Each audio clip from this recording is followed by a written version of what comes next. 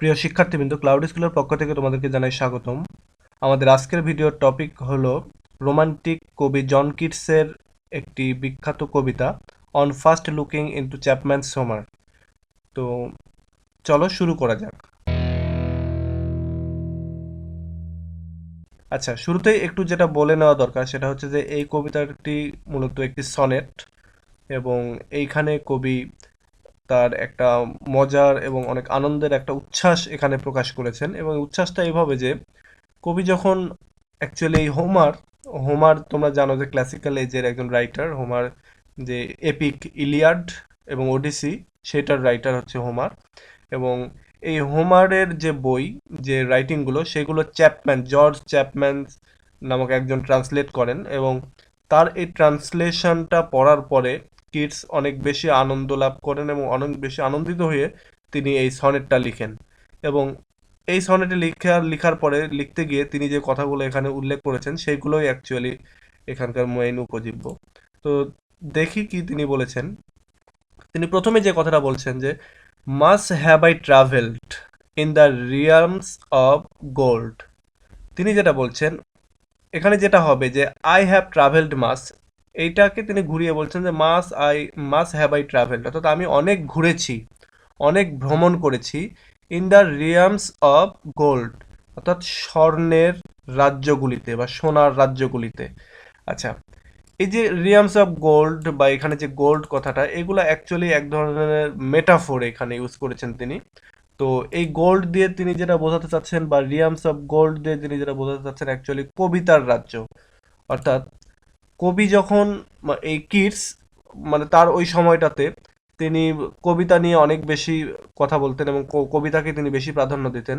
এর বাইরে যেমন কবিতার আরও যে শাখাগুলি, যেমন এপিক বা অন্যান্য আরও যে এই জাতীয়, তো সেগুলো তো ওইভাবে তার পড়া হতো না, বা যেহেতু ওইগুলো এজের মানে ক্লাসিক্যাল এজের যে ল্যাঙ্গুয়েজ, সেই ল্যাঙ্গুয়েজে লেখা ছিল, এই জন্য ওইভাবে পড়া হয়নি। কিন্তু যখন জর্জ চ্যাপম্যান এই হোমারের ইলিয়াড এবং ওডিসি ট্রান্সলেট করে এবং তিনি যখন সেটা হাতে পান, এটা হাতে পাওয়ার পরে তিনি তাৎক্ষণিকভাবে এই কবিতাটি লিখেন। এবং এই কবিতায় তিনি প্রথমে লিখেন যে রিয়াম অফ গড বলতে, এখানে রিয়ামস অফ গড বলতে বোঝাচ্ছে যে কবিতার রাজ্য। তো বলছেন যে আমি অনেক ঘুরেছি, অনেক ট্রাভেল করেছি কবিতার রাজ্যে বা স্বর্ণের রাজ্যে, and many goodly states and kingdom seen, এবং অনেক চমৎকার, গুডলি বলতে চমৎকার, স্টেটস অ্যান্ড কিংডম দুইটার মানেই হচ্ছে রাজ্য বা সাম্রাজ্য। তো বলা হচ্ছে এখানে আমি এই স্বর্ণের রাজ্যে অনেক রাষ্ট্র বা সাম্রাজ্য বা দেশ দেখেছি, এবং অনেক ভালো ভালো চমৎকার রাজ্য দেখেছি কবিতার রাজ্যে বা স্বর্ণের রাজ্যে। Round to many western islands have I been, বলছে অনেক যে ওয়েস্টার্ন যে আইল্যান্ডগুলি, সে ওয়েস্টার্ন আইল্যান্ডগুলির আশেপাশে which bards in fealty to Apollo hold, যেখানে বার্ডসরা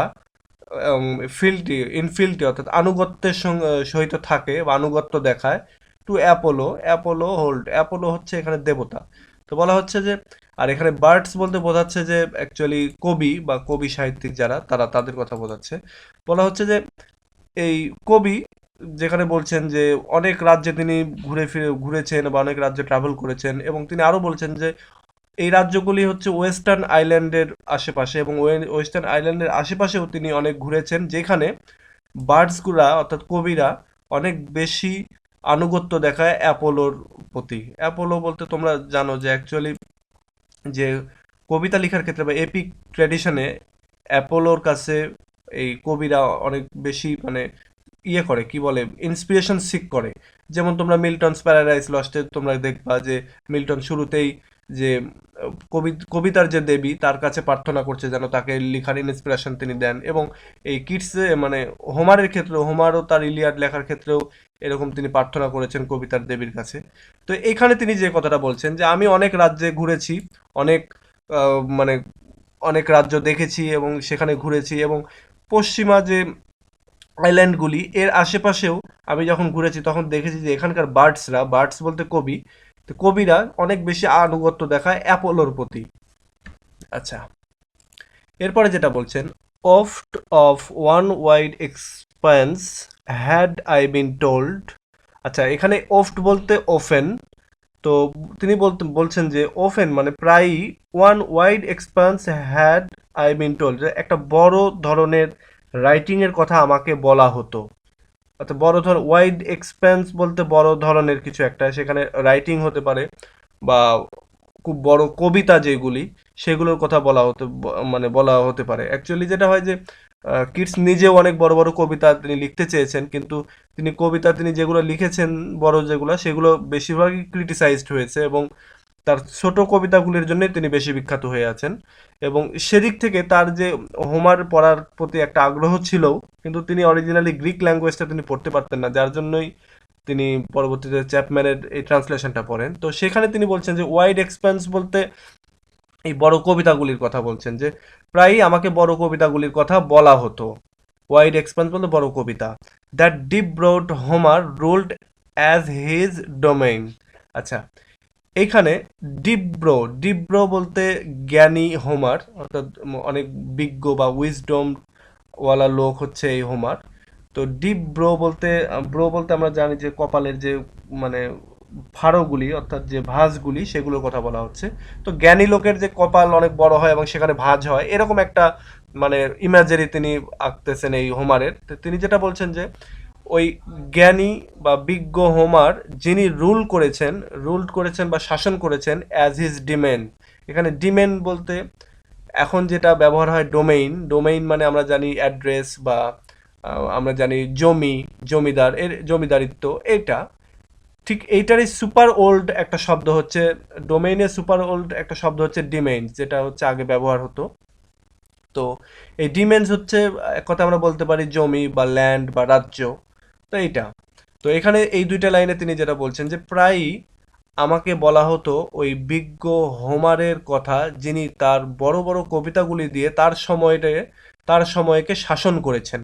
তার সময়ের যে লিটারেচারের যে জমি বা লিটারেচারের যে রাজ্য সেটাকে তিনি শাসন করেছেন। আচ্ছা, yet did I never breathe its pure serene, বলা হচ্ছে যে আমাকে যতই এর আগে বলা হোক না কেন হোমারের এই বড় বড় কবিতা সম্পর্কে, কিন্তু তবুও আমি কখনোই এর যে পিওর যে নির্ভোগ যে একটা মজা, সে মজাটা আমি কখনোই নেইনি। এখানে ব্রেথ বলতে বলা হচ্ছে যে এই হোমারের যে রাজ্য সেই রাজ্যে গিয়ে আমি কখনোই নিঃশ্বাস নেইনি বা শ্বাস প্রশ্বাস গ্রহণ করিনি। তো এইটা মূলত যেটা যে অ্যাকচুয়ালি হোমারের কথা যতই বলা হোক না কেন আগে আমাকে, আমি কখনোই হোমার পড়িনি এবং হোমার সম্পর্কে আহ, হোমারের যে সাহিত্যের যে রস বা সাহিত্যের যে মানে কি বলে মজা, সেটা আমি কখনোই নেইনি। কখন পর্যন্ত নেইনি? Till I heard Chapman speak out loud and bold, যতক্ষণ না পর্যন্ত চ্যাপম্যান বলেছে উচ্চ স্বরে এবং খুব ভালোভাবে। অর্থাৎ যতক্ষণ এই চ্যাপম্যানের ট্রান্সলেশন তিনি হাতে পাননি বা যতক্ষণ পর্যন্ত তিনি চ্যাপম্যানের ট্রান্সলেশন পড়েননি এবং চ্যাপম্যানের যে ক্লিয়ার ভয়েস বা ক্লিয়ার যে ইয়েগুলো তিনি যতক্ষণ না শোনেননি ততক্ষণ পর্যন্ত তিনি আসলে এর মজাটা পাননি বা তিনি এর আগে কখনো পড়ে দেখেননি। Then felt I like some watchers of the sky.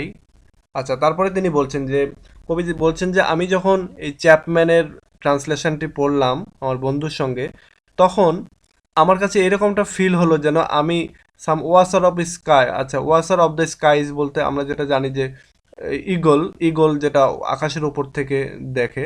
তো এরকম বলছে যে আমি এরকম যেন একটু অনুভূতি হলো যেন আমি ওই ঈগলের মতো আকাশের উপর থেকে যেন যেন দেখছি, এরকমটা আমার ফিল হলো। When a new planet swims into his skin.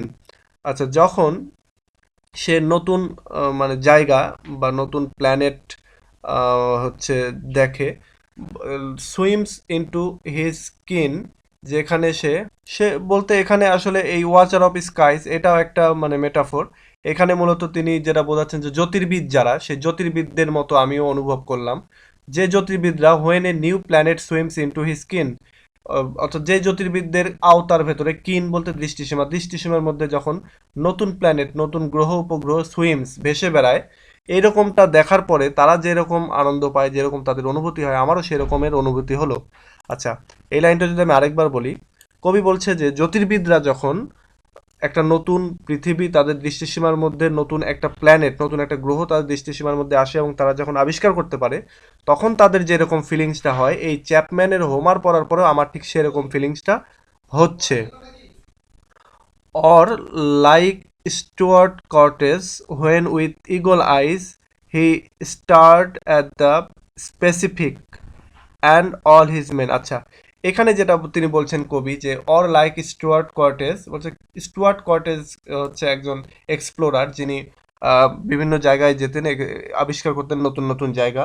তো বলা হচ্ছে যে অথবা স্টুয়ার্ট কর্টেস যখন তার ইগল আই বলতে তার খুব তীক্ষ্ণ দৃষ্টি নিয়ে যখন তিনি আহ, সামনের দিকে এগোলেন নতুন দেশ আবিষ্কার করার জন্য, নতুন জায়গা আবিষ্কার করার জন্য, এবং যখন তিনি স্টার্ট অ্যাট দ্য স্পেসিফিক, তিনি প্যাসিফিক বা প্রশান্ত মহাসাগরের এই এলাকায়, অর্থাৎ ওয়েস্টার্ন এলাকায় তিনি যখন গেলেন, সেই সময়টায় তিনি যেরকম অনুভূতি হচ্ছিল তার, সেরকম অনুভূতিটা কবিরও হচ্ছে।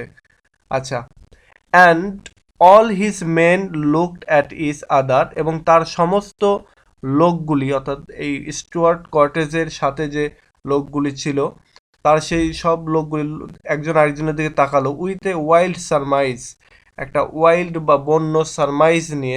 এখানে সারমাইজ বলতে আন্দাজ করা বা মনে করা বা কোনো একটা কিছু ভাবা। তো বলা হচ্ছে তার সকল লোকগুলি খুব মানে একটা বন্য আহ, কোনো একটা কিছু চিন্তা করে একজন আরেকজনের দিকে তাকাচ্ছিল। সাইল্যান্ড, তারা সবাই চুপচাপ ছিল।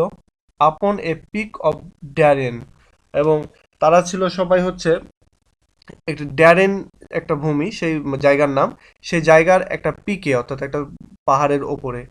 আচ্ছা, এখানে যেটা বলা যেতে পারে যে একটা বিষয় তথ্য, সেটা হচ্ছে যে এই যে স্টুয়ার্ট কটেজ, তিনি একজন এক্সপ্লোরার ছিলেন সত্য, তিনি কখনোই প্যাসিফিক ওশান তিনি কখন আবিষ্কার করেননি বা প্যাসিফিক এরিয়াতে তিনি যাননি।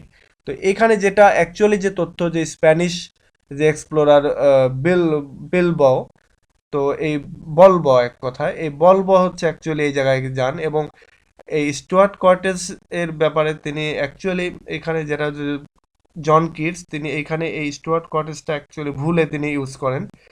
এখন এইটা পরবর্তীতে ক্রিটিসাইজ যারা করে বা ক্রিটিক যারা, তারা অ্যাকচুয়ালি এটা বের করে যে স্টুয়ার্ট কটেজের ব্যাপারে, অর্থাৎ এই কবিতাটা তিনি যখন রাত্রিবেলায় এই চ্যাপম্যানের এই ট্রান্সলেশনটি পড়েন, রাত্রিবেলা ট্রান্সলেশনটি পড়ার পরে তিনি রাত্রি 3টার দিকে এই কবিতাটি লিখেন এবং তারপরেই এটা মেইল করেন।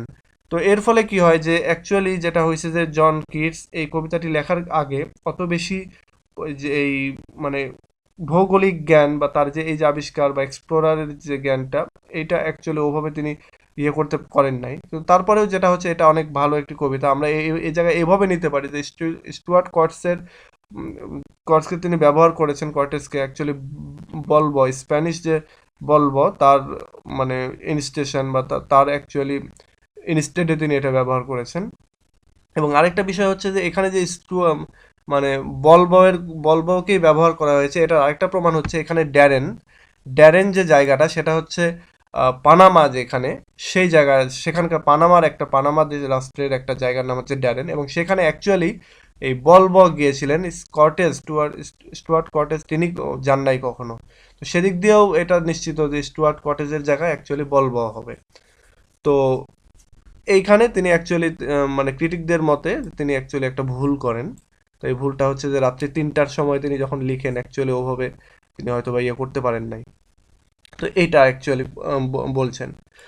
তো এই হলো কবিতাটি। আমি আমি যদি কবিতাটি শুরু থেকে আরেকবার বলি, যে সেটা হচ্ছে কবি যেটা বলছেন যে আমি কবিতার রাজ্যে অনেক ঘোরাঘুরি করেছি, অনেক কবিতার বা কাল্পনিক যে রাজ্য সেগুলো দেখেছি, এবং পশ্চিমা যে দ্বীপগুলি সেগুলোতেও অনেক ঘুরেছি, এবং আমি দেখেছি যে অনেক বার্ডসরা, অনেক কবিরা অ্যাপোলো যে দেবতা, সেই দেবতার আনুগত্য প্রদর্শন করে, এটাও আমি দেখেছি।